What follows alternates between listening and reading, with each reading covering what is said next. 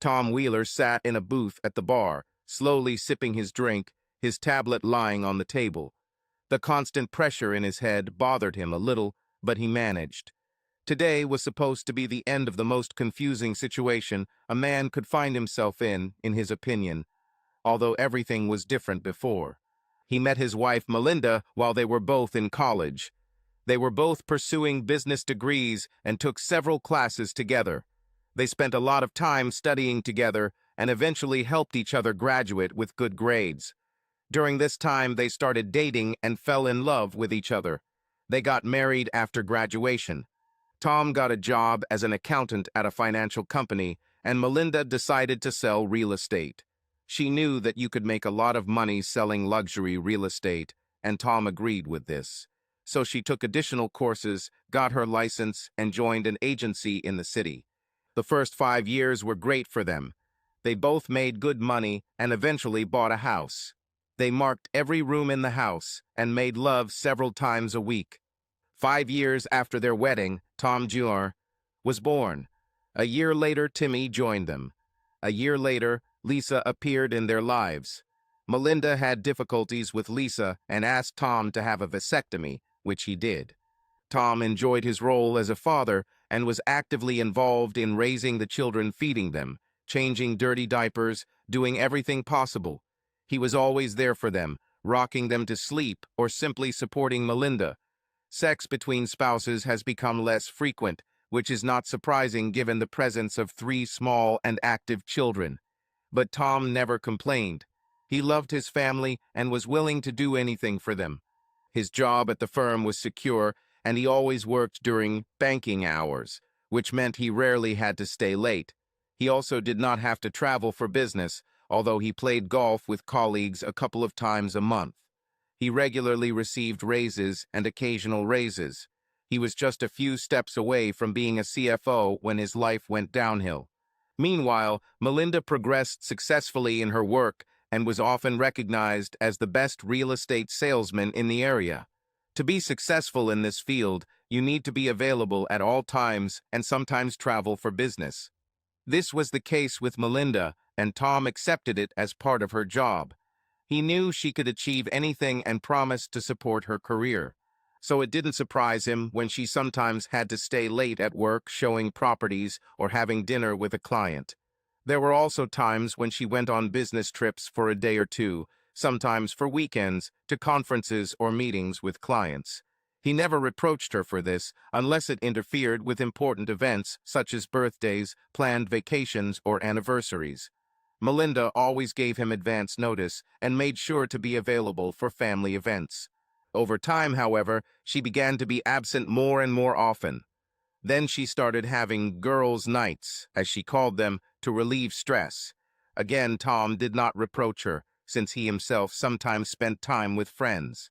Of course, along with this, the amount of sex was constantly decreasing. Again, Tom didn't complain. He believed that his wife would never cheat on him, so he gave her time to herself and used it to communicate with the children. Life in the Wheeler family continued, but over the years he began to notice some things. First, he noticed a clear difference in the children. Tom, or Junior as he was called, was a copy of his father. They both had sandy hair and piercing blue eyes. Except for the difference in age, they could be mistaken for twins. Timmy, however, had dark hair and brown eyes, and over time became physically larger and more muscular than his older brother. Lisa inherited her mother's blonde hair and green eyes, but very few of her father's side of the family. His mother mentioned it several times, but he didn't want to accept the idea that his wife was cheating on him. Besides, he loved children so much that he could not bear the thought that they might not be his. Then he began to notice changes in Melinda's attitude towards him. She was often absent until late at night, without even bothering to notify him. When he mentioned this, she replied sharply that it was none of his business. Many times, when she returned late, she immediately ran to the bathroom to take a shower, without saying a word to him or the children. When the youngest Tom turned 10, he decided to put an end to all questions about the parents of children and ordered a DNA kit. When he arrived, he followed the instructions and took samples from all the children, himself and Melinda, waiting until she fell asleep. He sent them and waited patiently for the results, hoping to finally calm his mother down. When the results came back, he was shocked. Junior was definitely his son, and oddly enough, so was Lisa, but the report said Timmy was conceived by someone else. He thought it was a mistake and ordered another kit from another laboratory. He sent these samples and waited impatiently, but the results were the same. This meant that Melinda had been cheating on him for at least 9 to 10 years. He decided to hire a private detective and assigned her to follow her for a couple of weeks. When he met with the detective to receive the report, he was completely stunned. According to the report, which included photos and videos, Melinda had sex with another man at least once a week. The report said they always met at the houses she was selling. Her girls' nights were just a cover for public parties with this man. He examined the man's face carefully and noticed a striking resemblance to Timmy. Now he understood why they had hardly made love lately. She was already too busy having sex with someone else. Worse than the video of her having sex were the conversations in which her lover humiliated him, calling him a weakling and a cuckold. "Who is this man?" Tom asked the detective. "This is none other than Jake Winthrop," the detective said. "He seems to be a family lawyer, but in reality he is a slippery guy. I would call him a piece of crap, but that would be an insult to all pieces of crap. He has a reputation as a seducer of married women and a destroyer of families. It is known that he deliberately makes women pregnant so that he can then demand huge alimony payments from the husbands whose lives he destroyed. In short, Jake takes pleasure in ruining people's lives.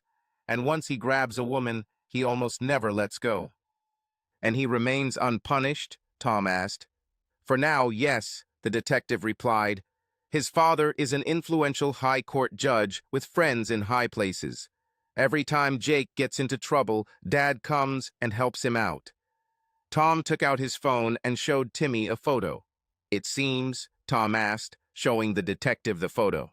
"Yes, very similar," said the detective. He took out a rather thick folder and handed it to Tom. "You can have this. This is a copy of my file on Winthrop. Your wife, of course, knows how to choose." "Thank you," Tom said with a heavy sigh. "Good luck," the detective said. "Good luck," the detective said. "Let me know if there's anything else I can help you with." Tom paid the bill, thanked the detective again, and left. No wonder things had gone wrong in their marriage, he thought. Suddenly, he remembered those rare occasions when she came home and demanded that he satisfy her. He took the children to their parents and asked if they could stay the night. "Of course," said his mother. "Is everything okay, Tom?" she asked. "You don't look well." He shook his head. "No," he said. "I'll tell you later." Returning home, he sat down at the kitchen table, his laptop and briefcase open and ready. It was after 1 in the morning when Melinda finally came home. He looked at her, noticing her disheveled appearance. He smelled cigarettes, beer, and something else on her. "Sit down," he said. "We need to talk." "Later," she said. "I need to take a shower." "I said sit on your ass," he shouted. She recoiled from his scream. Tom never raised his voice to her. "Please keep your voice down," she said, sitting down on a chair. "You'll wake the children." "My parents have them tonight," he said. "About? For what?" she asked. "Because we need to talk, and I didn't want to worry them," he said. "What's happened?" she asked. "How long have you been cheating on me?" he asked. "How dare you suggest such a thing?" she exclaimed. "I never." "Shut the fuck up," he snapped, throwing the DNA test results in front of her. She looked at the report, not understanding what it meant. "What is this?" she asked. "DNA test results," he said. "I even did 2 tests in different laboratories to make sure. You will be pleased to know that the youngest and Lisa are mine. Timmy, no. This means that you have been cheating on me for at least 9 years and 9 months. Do you even know who the father is?" She shook her head slowly. "I was hoping it was you," she said. "But you knew otherwise, right?" he asked her. "I suspected," she said. "And yet you forced me to have a vasectomy, knowing that I was not Timmy's father, and you never stopped cheating." He threw photos of her in bed with Jake in front of her. Her eyes widened when she saw the pictures. "You bastard," she exclaimed. "You were following me. How dare you?" "No, bitch," he growled. "How dare you? According to the detective's report, you sleep with that clown every week and push me away most of the time. How many times have you given me second-rate sex? How many times?" "I don't know," she said. "Several times, probably." "You do not know?" he asked sarcastically. "You slept with him so many times over the years that you don't even remember? Who else did you cheat on me with behind my back?" "You don't understand," she said. "There, in this world, everything is not so simple. You have no idea how difficult it is to sell property in this area." "So you're offering your body to sweeten the deal, right?" he asked. "No wonder you always win awards for best sales." She cowered in her seat, but Tom continued. "I also noticed this guy never used protection," he said. "How do you know he didn't infect you with something and you didn't bring it home to me? Is this your plan? Infect me with some disease so that I get sick or, worse, die?" "No," she said decisively. "Look, it was just sex. I did this for us. Nothing I did concerned you." "Are you kidding me now?" he asked. "You forced me to raise a child that wasn't even mine, risked infecting me with a deadly disease, and you have the audacity to claim that it had nothing to do with me? You are crazy." "So what are you planning to do?" she asked. "I'm going to see a lawyer to start the divorce process," he said. "In the meantime, I moved all your things into the guest room and changed the lock on our bedroom door. I hope you didn't sleep with your lover in our house." "No, I didn't sleep," she said, "and there will be no divorce." "You're kidding, right?" he asked. "My client is a high-powered family lawyer," she said. "You mean Jake Bloody Winthrop, your lover," he said. She shrugged. "Whatever," she said. "He said if you threaten divorce, he will represent me for free. And he said we will destroy you. Not only will you lose your children, but also your home. You will pay so much alimony and child support that you will be financially ruined. Your reputation will also suffer. He will destroy you in every way. If you divorce me, you will become a beggar." "We'll see," said Tom. She grinned. "Yeah, we'll see," she said, turning to go upstairs. "Now, are you going to bed or what?" "I never want to touch you again," he said. "As you wish," she said. He watched her go upstairs. I heard her trying to open the bedroom door. After making sure it was locked, she went to the guest room. He waited until he heard the door close before heading upstairs with his laptop and briefcase. He visited several divorce lawyers over the next few days, and they all told him the same thing. Sure, he could have filed for divorce, but their state doesn't allow for divorce based on infidelity. The judge will give her the children and the house, forcing him to pay the mortgage. In addition, he will have to pay significant child support for 3 children, even though Timmy is not his. From the government's perspective, the fact that his name appears on the birth certificate is critical. He will then have to pay spousal support since their most recent tax returns show that he earns significantly more than she does. Additionally, he could lose half of his 401k and half of their joint assets, and he might have to pay for a lawyer Jake and court costs. This really sucks. "Listen, Mr. Payne Wheeler," the last lawyer he spoke to told him. "This is not about fairness. The court doesn't care about that. It's about the economy and the kids." Tom did the math in his head, using the numbers the lawyer had given him. If true, he could lose more than 60% of his net salary, and he'll become a full-time parent, perhaps seeing the kids once every couple of weeks if he's lucky. Meanwhile, Melinda will live in the house at his expense, cheating with her vile lover in his marital bed. To hell with this, he thought. Then he had an idea, something he had read about once. "What about some kind of agreement?" he asked. "You mean a prenuptial agreement?" asked the lawyer. "Yes," said Tom. "I suppose we could put together something that would be legally binding," he said. "You know that for it to be valid, your wife will have to sign it." "I assumed it," Tom said. "Okay," said the lawyer. "Why don't you think about what you would like to see in this agreement for a few days and then get back to me?" Tom followed the lawyer's advice and spent several days thinking about what he would like to see in the agreement. Meanwhile, the relationship between him and Melinda remained frosty, and the children noticed it. They talked little and continued to sleep in separate rooms. "Dad, are you and Mom getting a divorce?" asked the younger Tom. "Don't know. I think not, son," he said, hugging him. "I wouldn't want to choose between you and Mom," he said. "Me too," Tom replied. A few days later, he met with a lawyer and drew up an agreement. That evening, he took the children back to their parents and explained the situation to his mother, who was shocked. "I'm so sorry, son," she said. "What are you going to do?" "I drew up an agreement with a lawyer," he said. "I'll give it to Melinda tonight. Either she will accept him or we will get divorced. Let me know how it goes, and for God's sake, don't do anything stupid," she said. "Don't worry," he said. That night, he was sitting at the kitchen table when Melinda finally came home. Once again, she looked like she was at a party with her lover. "Sit down," he told her. "We need to discuss something." "Can I at least take a shower?" she asked. "Later," he said. "Sit down."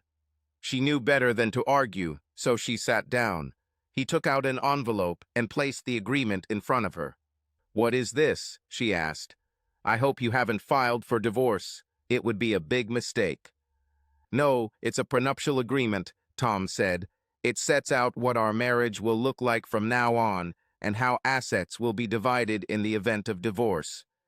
She began to read the document, gradually becoming annoyed as she read. "I don't understand. What does this all mean?" she asked. "This is what you wanted," he said. "I didn't want this," she said.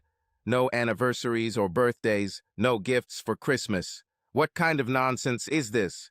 "This is what you wanted," he said. "False, loveless marriage. We will live in the same house, we will take care of the children, but everything will be different. You can sleep with whoever you want, but as long as you have other men, you will never share my bed. At the same time, I will be free to sleep with anyone. We both agree not to bring our lovers into the house or show it off." "But I don't want that," she said. "I love you." "No, you don't," said Tom. "If you loved me, you wouldn't have cheated on me in the first place. And to be honest, right now I don't love you either. I do this solely for the sake of the children. By the way, the agreement states that if you become pregnant, you are obliged to have an abortion at your own expense. I'm already raising one of your bastards, and I'm not going to pay for the others. The agreement also requires you to loan out your wedding and engagement rings for the time being." He took her left hand and took off the rings, putting them in his pocket. "At the first opportunity, I will remove you from my medical and insurance policies," he said, "also removing you as a beneficiary of my 401k. From now on, we will have 3 separate accounts. One will be for paying bills, mortgage, and household expenses. We will both contribute half of the costs to this bill. The amounts are indicated in the table. We'll both have our own accounts for the rest. You will be responsible for your car and its maintenance, and I will be responsible for mine. Also, we will be filing taxes separately, but as married people. You will be responsible for taking care of the children as before. Well, at least when you are at home, and I will continue to do general maintenance of the house and yard. We will act like a married couple in public for the sake of the children, at least until they leave home. If any of these conditions are violated, the next step is divorce. The division of assets will be as specified. We'll sell the house, split the proceeds, take what's ours, and go our separate ways without each other's support. Have questions?" "What if we decide to reconcile?" she asked. "If this happens, you will have to prove to me that you have been celibate for at least 6 months and have a clean bill of health," he said. "How can I prove this?" she asked. "Not my problem," he said.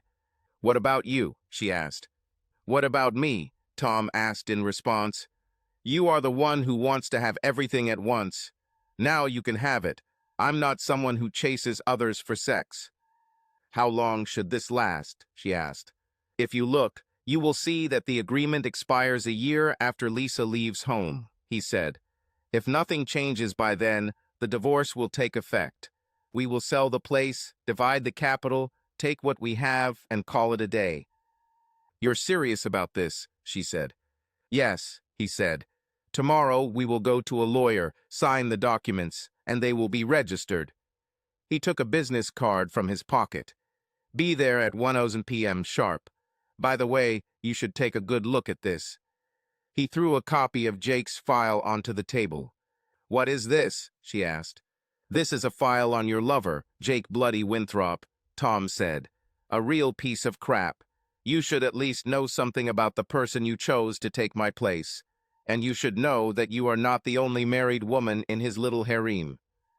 He stood up and went to his bedroom, leaving Melinda alone at the table. He saw her leafing through the folder as he went upstairs. The next day, Melinda met him at the lawyer's office. She didn't look happy, but he didn't care. They signed the agreement, the lawyer verified the signatures and certified them. He made copies for each of them. "I hope this works for you," he said, shaking their hands. "Now, if you'll excuse me, I'll go register this." "This is not what I wanted," Melinda told Tom. "I know," he said. "You expected me to just swallow your infidelity. Then you threatened to ruin my life and make me a beggar if I refused to agree to your terms. This is not what I wanted, but it is what it is. Now, if you'll excuse me, I have things to do. Goodbye." With these words, he left. Over the next couple of months, everything settled down. Tom didn't know if Melinda was still dating Jake, and she never provided any information. She no longer came home disheveled and stopped going out with the girls. Sure, she could have been meeting Jake or someone else in the office, but there was no sign of that, no obvious smells or clothes out of place. Then her birthday came. The children bought her a card and several small gifts. They even baked her a cake together, and the younger Tom bought a liter of ice cream. He smiled when he saw how much effort they put into the cake. That evening the children gave her their gifts, and they ate cake and ice cream. The kids sang "Happy Birthday" while Tom filmed it.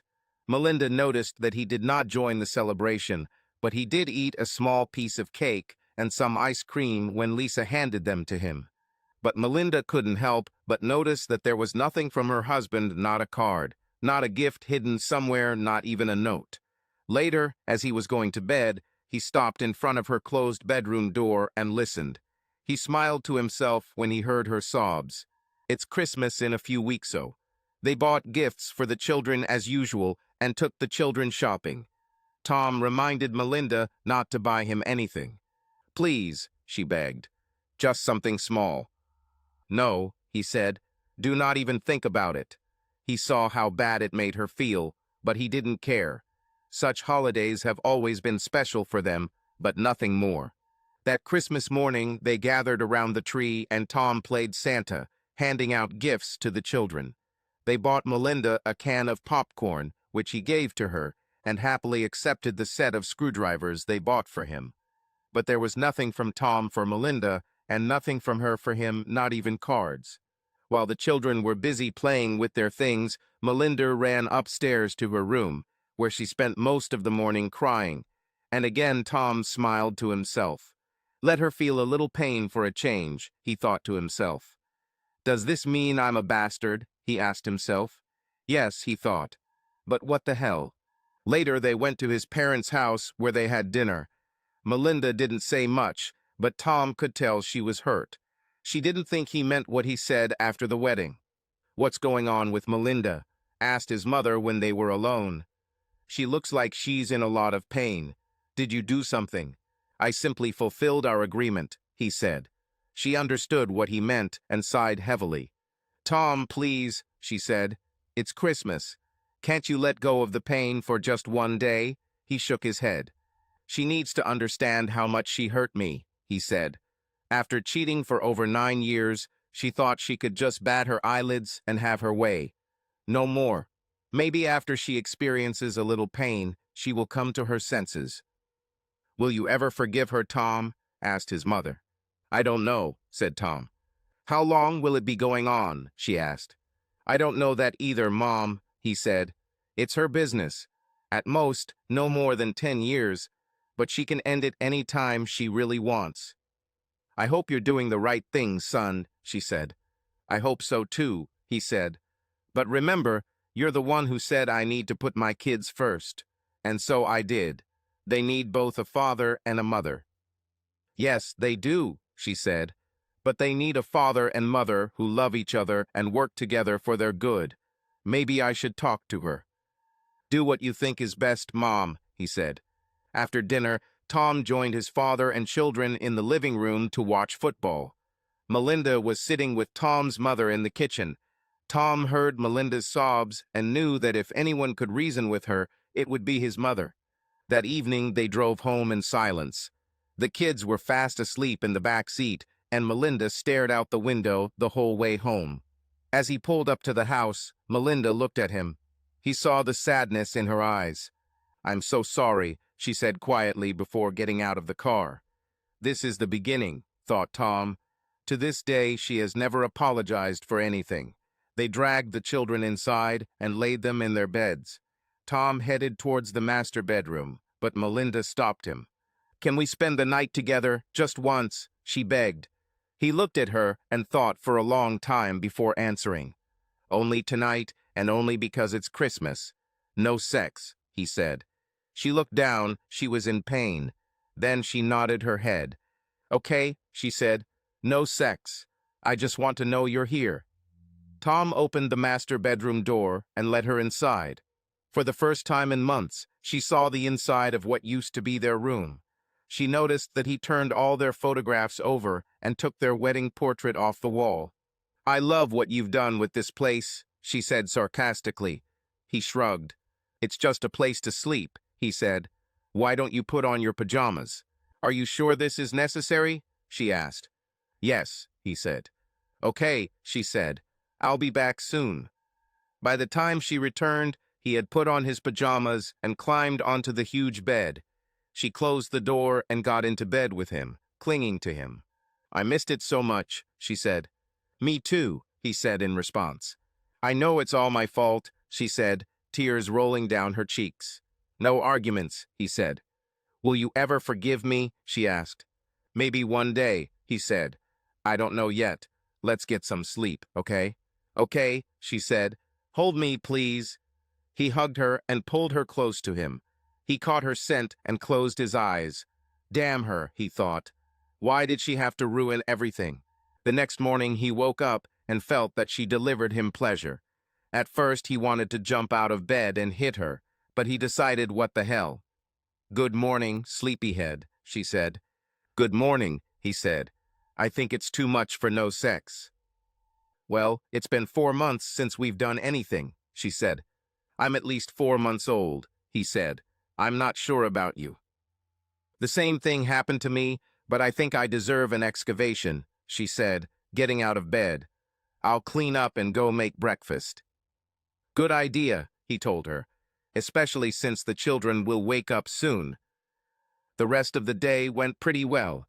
Tom spent as much time as possible with the kids after clearing snow from the driveway and walkway. Melinda was busy in the kitchen and cleaning the house from the previous day. Several times she found herself crying. This was the first time her husband didn't give her anything for Christmas, not even a card. Christmas had always been her favorite holiday, and it pained her to think that she had gotten more from strangers and local businesses than from her own husband. The rest of the week flew by quickly. Both Tom and Melinda did not work, so they spent as much time as possible with the children. Melinda knew better than to put pressure on her husband for another night in bed, but she secretly hoped that he would invite her. She spent her nights alone in her bed, sobbing into her pillow, realizing, probably for the first time, that she had given up on some forbidden sex. A week after Christmas, a family sat in front of a huge television watching the ball drop in New York City. They counted together with the host of the program. 5, 4, 3, 2, 1. Happy New Year. They hugged and heard fireworks exploding next door.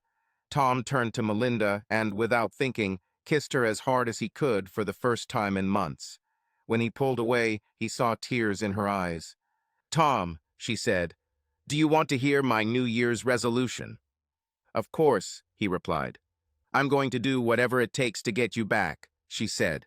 He looked at her carefully, trying to find signs of deception, but did not see them. "It's quite an ambitious statement," he said. "I know," she replied, "but I swear to God I will do it no matter what it takes." He nodded. "And if I fail to get you back by the end of the year, I will accept your decision to divorce and leave you alone forever." "We'll see," he said. She grabbed his head and kissed him again. "I haven't told you this in a long time, but I want you to know, Tom Wheeler, that I love you," she said. He kissed her forehead and pulled her close to him. "I love you too," he said quietly. "You know what you need to do," he whispered in her ear. "I know," she replied. "Let's go upstairs. I'll show you something." "Okay," he said. "Let's put the kids to bed first." They gathered the children and put them to bed, then went to her room. She closed the door and took off her clothes. Her below belts was a fairly new tattoo. Looking closely, he read the inscription, "Property of Tom Wheeler." "I'm impressed," he said. "That's not all," she said, opening her dresser drawer. As he looked, she pulled out what looked like a leather thong with metal accents. "What the hell is this?" he asked. "It's a lockable chastity belt," she said as she put it on. Taking the key, she locked the device on herself and handed him the key. "This is the only key I have, so don't lose it. You can let me go when I get home if you want." "Key?" he asked. "Yes," she replied. "The agreement requires me to prove to you that I have been chaste for at least 6 months. I haven't been with anyone since we signed the agreement, but I don't know if you'll ever believe me. It was the only way I could think of to prove it to you." "When did you decide to do all this?" he asked. "The other day when I was shopping," she said. "I wanted to surprise you." "Well, you definitely did," he said. "That's not all," she told him. "More?" he asked. "Yes," she said. "I'll be leaving work this week." "But," he began. She interrupted him. "My friend Cheryl said they had an opening in the mortgage department of the bank where she works. She says that with my experience, I will be an absolute candidate," she said. "I have an interview scheduled for Tuesday morning. As soon as I am accepted, I will leave my job at the real estate agency. My base salary will be a little higher, and I will lose the commission checks I was receiving, but the benefits will be better, and I will have a regular schedule. This bank is just a few blocks from my office," he said. "Maybe we could ride to work together if you want." She nodded. "I thought so too," she said. He thought for a moment and finally nodded. "Okay, let's try," he said. "Remember, 6 months." "I know," she replied. "And at the end of this time, I will get tested." "What made you do all this?" he asked. "You know how I feel about birthdays, Christmas, and other holidays," she said. "I felt so bad when you didn't get me anything for my birthday, and I thought maybe you'd give up on Christmas. But you didn't, and I felt so alone. It is so painful. Your mother talked to me while you and the boys were watching football and made me realize that if I ever want to get you back, I need to try my best. I realized how much I hurt you, and I never want to hurt you again. And I can't live like this anymore. It's killing me inside." "Well, I'm impressed that you decided to take such steps," he said. "And a contract is a contract. Okay, I'll give you 6 months. Let's see how everything goes further." "Thank you," she said, hugging Tom. "What about Jake?" Tom asked. "When was the last time you saw him?" "I stopped everything when we signed the papers," she said. "I read the file on him and felt such shame. He called me and I told him I couldn't do this anymore. He wasn't too happy." "I can imagine," said Tom. "How did you contact him?" "I worked with him for a couple of months, helping him find space for his new office," she said. "He wanted to celebrate the day we closed the deal on his new premises. He led me to his office, where a table was set. We ate and drank wine, and I felt a little, well, weird. The next moment, we were doing it right on the floor." "What a cool guy," Tom said. She grinned. "I felt guilty after that," she said. "A few days later, he came to me and wanted to repeat it. I told him no way, but he showed me the video. Yes, he signed us up that day. He said that if I don't agree to his terms, he will show this video to everyone, you, my boss, my friends, everyone." So he drugged you and then blackmailed you? Asked Tom. She nodded. Yes, she said. I felt like I had no choice. That's why I agreed to his terms. For 10 whole years? He asked. Why didn't you tell me? We could stop this. I saw what he did to other men, she said. He said it was nothing compared to what he would do to you. Besides, he said that his father is a powerful judge, and he will do anything to put you behind bars or worse if you try to stop him. When I read the file, I finally realized how bad he was. For the first time I felt scared. I mean, it's really scary. And now? Tom asked. I'm still very scared, but I think he's finally realized that I'm done with him, she said. I hope so, said Tom. There's just one more problem left. Timmy? She asked. He nodded. We'll have to tell him someday, Tom said. I know, Melinda replied. Maybe when he's a little older. I'm just afraid that you'll start treating him differently. It's hard knowing he's not your real son. I may not be his biological father, but he is my son in every other way that matters, Tom said. He is not to blame for what happened. Besides, I loved him before I knew all this, and I will always love him. Thank you, she said, hugging him. I know I don't deserve another chance, but thank you for letting me try. Melinda kept her promise. She went for an interview and was hired on the spot. She then handed in her resignation from the real estate agency. She and Tom started commuting to work together, and things looked like they were getting better.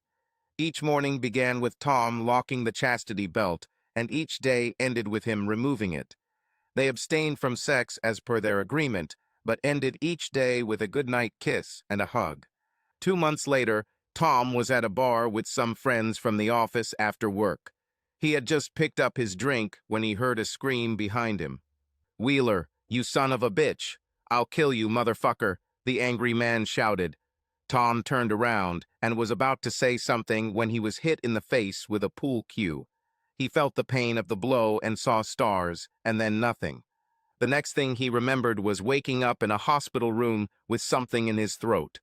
When he came to, he saw medical workers around him checking his vital signs and examining his eyes. Doctor, he's waking up, he heard the nurse's voice.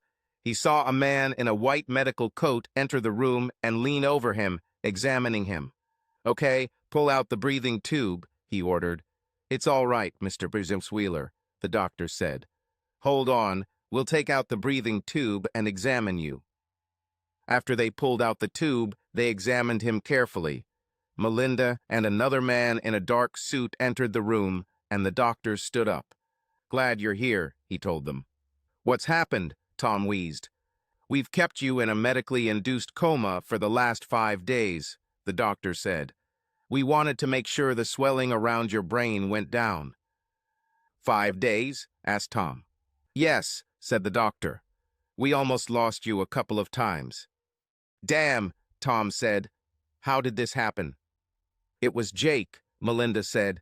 He texted me after work, and I told him to leave me alone, or I would file a report against him. He got mad and followed you. It took several people to pull him away from you. The police have charged him with attempted murder. Is he still in prison? Tom asked. No, said the man in the suit. His father bailed him out. Damn it, Tom said. Don't worry, said the man in the suit. We have officers monitoring him, and he wears an ankle bracelet. If he crosses the wrong way, we will catch him. What about the children? Asked Tom. Your parents have them, Melinda said. We have another problem, the doctor said, showing an X-ray on the screen. Which? Tom asked. The doctor motioned for the man in the suit to leave the room. He closed the door for privacy and returned to the screen. Here, the doctor said, pointing to a dark spot on the image.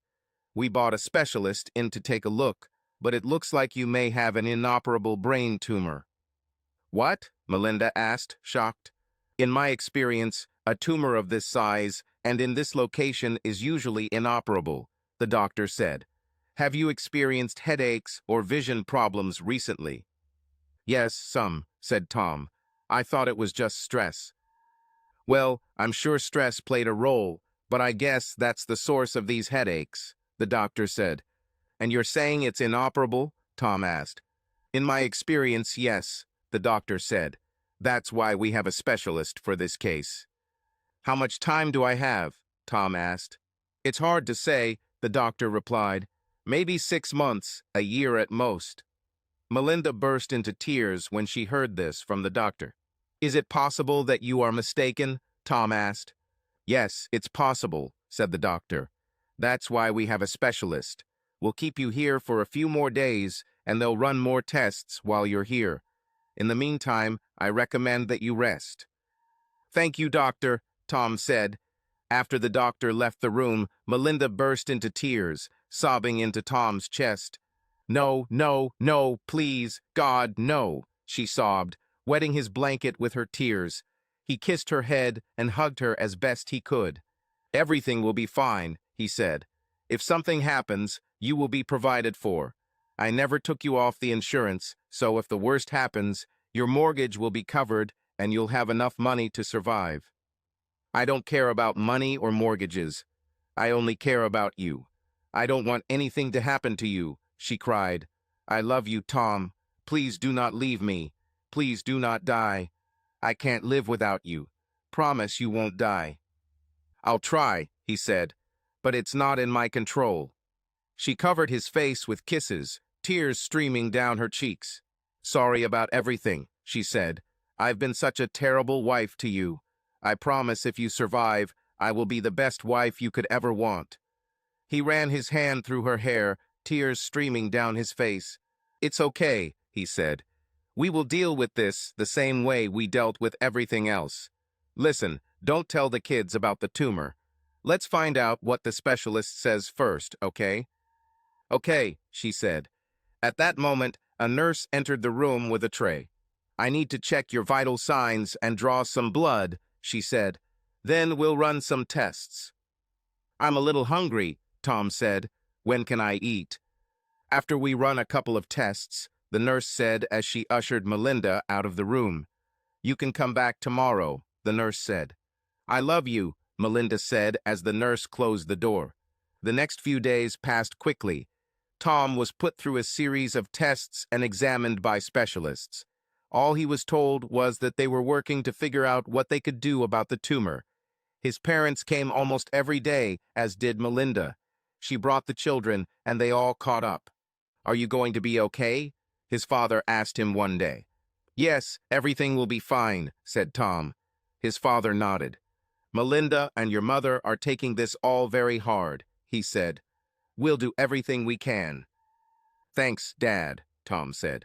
His boss came and talked to him for a while. So Melinda said you have a tumor, he said. Anything to avoid working, right? They had a good laugh about it. Look, I just want you to know that your job is yours, he said. You have 300 days of sick leave, so take as much as you need and get better. If Melinda or the kids need anything, they should contact me, okay? Thank you, boss, Tom said. Eventually, Tom was discharged and Melinda took him home. It felt good to be back in my own bed in my own home. Melinda turned out to be a wonderful, caring wife and practically never left his side. Over the next few weeks, Tom found that he could move around the house, but he constantly felt pressure in his head and often had to stop himself from falling. Sometimes the headaches became so severe that he could barely function, and he often felt dizzy. Specialists carried out ongoing tests and took several scans of his head to monitor the progress of the tumor. There was still no news about whether it could be removed. One evening, he sat down with Melinda. We need to talk, he told her. About what? She asked. There's one thing that needs to be sorted out, he told her. Jake? She asked. He nodded. Yes, he said.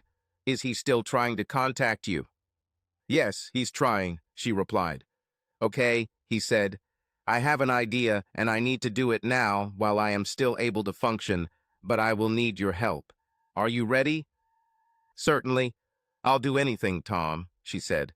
Here's my plan, he said. 2 weeks later, he was sitting at a bar near his home, sipping his drink and watching a video on his tablet. The private investigator he hired did a great job installing cameras in the front room and bedrooms. The system he used streamed everything to a cloud server that Tom could access from anywhere there was internet. If everything goes according to plan, this whole shitty mess with Jake will end tonight. The children were with his parents, and Melinda was home alone. But Tom knew she wouldn't be alone for long. Jake rang the doorbell at exactly 9:00 p.m., just as they knew he would do. While watching the video, Tom saw his wife take a deep breath and then open the door. Jake burst into the room and looked around it cheekily. "I knew you couldn't stay away from me forever," he said, looking her over. According to their plan, she was wearing a short skirt and a thin t-shirt without a bra. "This is the last time I intend to see you," she told him.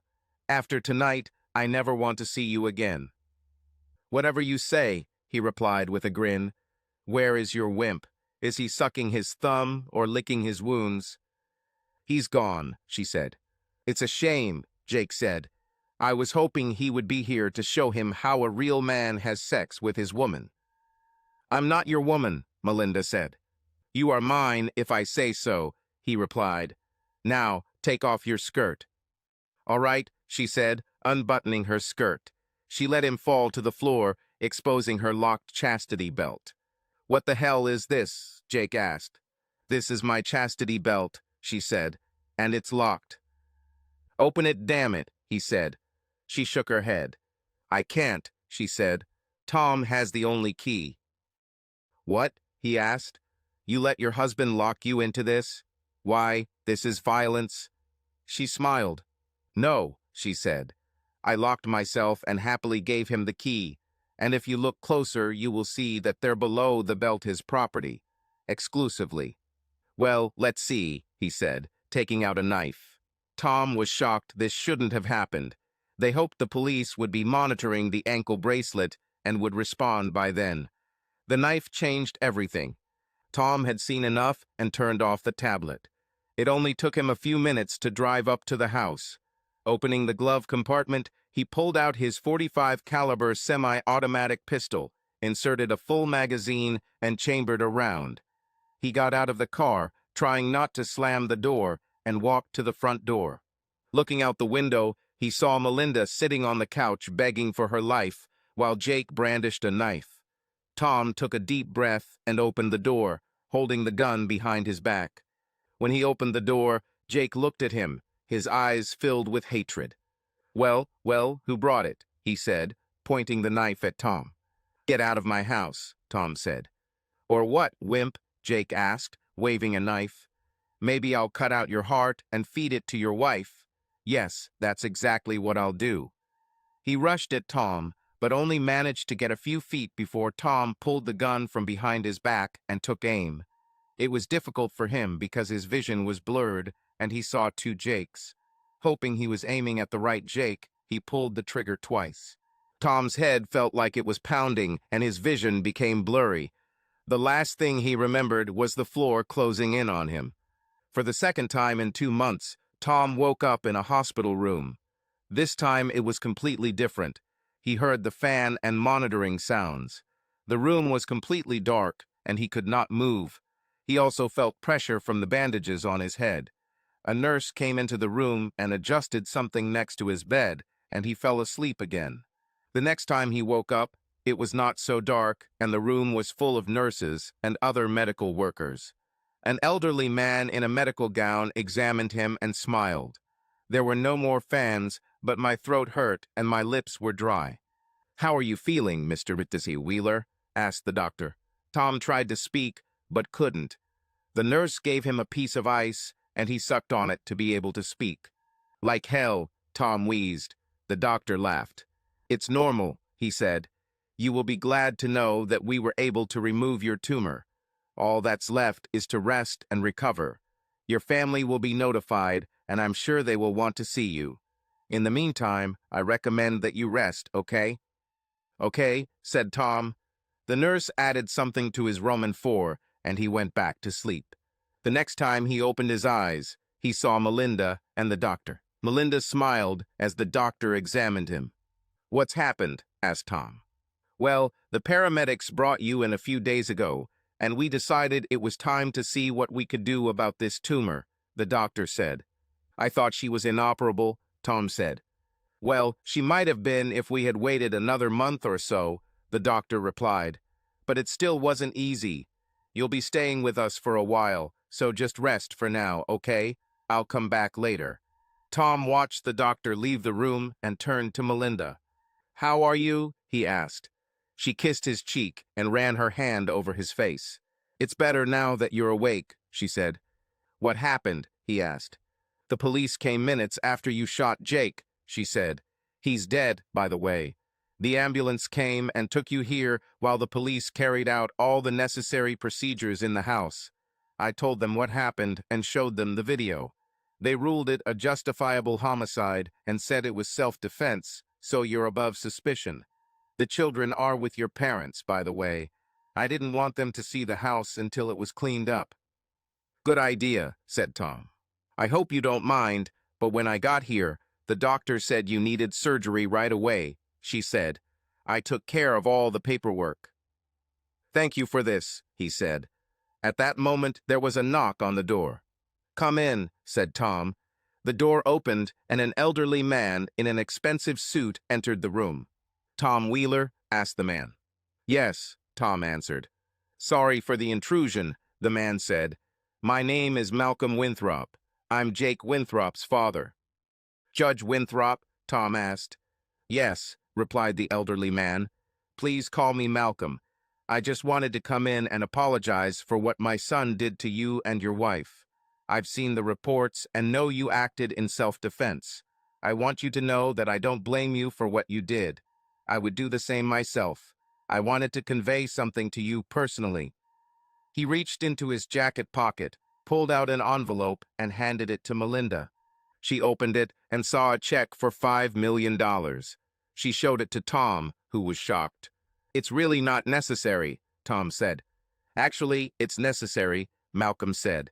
What my son did to you two is absolutely unforgivable. I've gotten him out of trouble so many times over the years, it's not even funny. If I had known even half of what he did, I would have put him in prison myself. Plus, it's from his trust fund, so yes, it's necessary. Please accept this along with my personal apology. Thank you, said Tom. We accept. I would shake your hand, but I'm a little limited in my movements right now. Is there something you want from us in exchange for this? Malcolm smiled.